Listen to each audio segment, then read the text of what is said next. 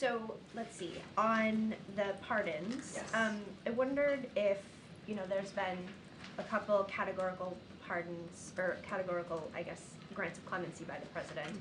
So I wondered if we could expect more of those sort of categorical pardons, in particular related to the death penalty, which, the president had said during the campaign trail in 2020 he wanted to get rid of, and, I know it's paused, but it isn't gone, and there's, I think, 40 people on federal death row.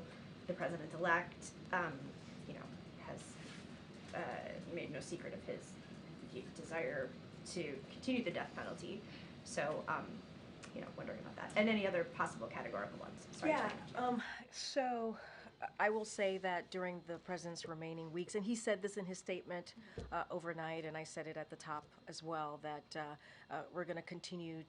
he's going to continue to talk to his team to review any steps that he's going to be taking. He wants to take additional steps, obviously, to provide meaningful second chances. This is what this is all about.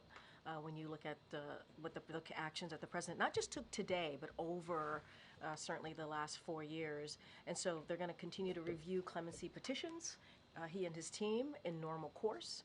And certainly they want to further the criminal justice reforms in a manner that advances equity and justice, promotes public safety, supports rehab and reentry, which is all the things that I said at the top, and provides, again, meaningful second chances.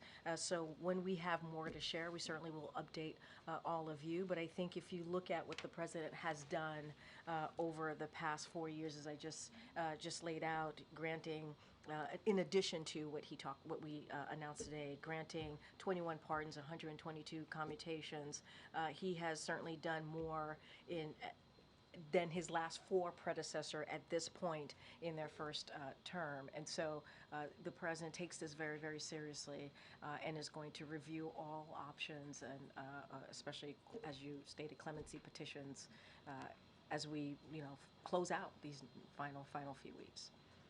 On pardons still, Sure.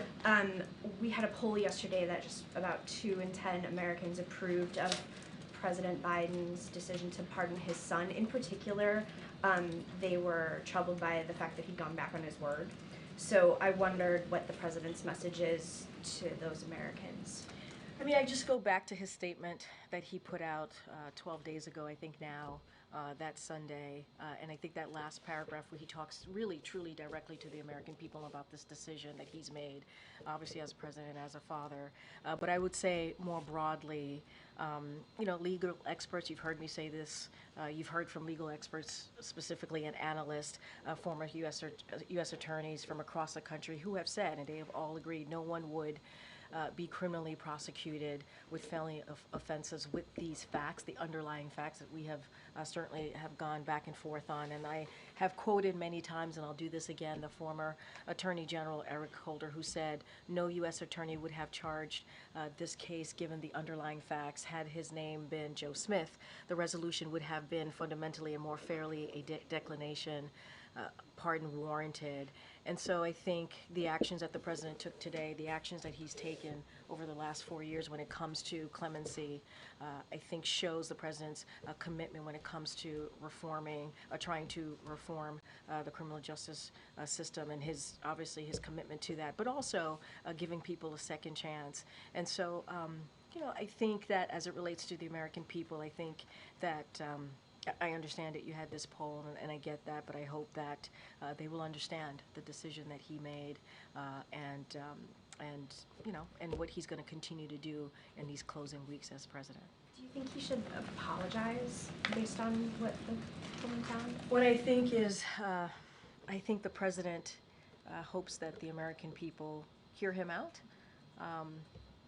Again, going to that last part of his statement, and I feel that I should continue to reiterate that the American people out there should take a look at the president's own words, his statement, how much he wrestled with that decision, and how circumstances did indeed change for him in his view. And I quoted many times what Congressman Clyburn said when he spoke to the president 2 weeks prior, how the president was indeed reticent in making this decision. And when he saw that Republicans weren't going to let up, when he's, we talked about the recently announced Trump appointees for law enforcement who have said themselves that they were going to seek retribution, and there was no reason to not take them by their word. The sentencing was coming up. All of these pieces certainly led to circumstances changing, and so he made a very difficult decision. And I just hope that, in time, in due time, the American people will see why he made this decision to move forward. In the meantime, I think this announcement, the statement from the president, this announcement today that we're making, nearly 1,500 people getting this their commutation. I think it's important. I think it's important about second chances, giving people second chances, and so that's what the president certainly is going to continue to focus on.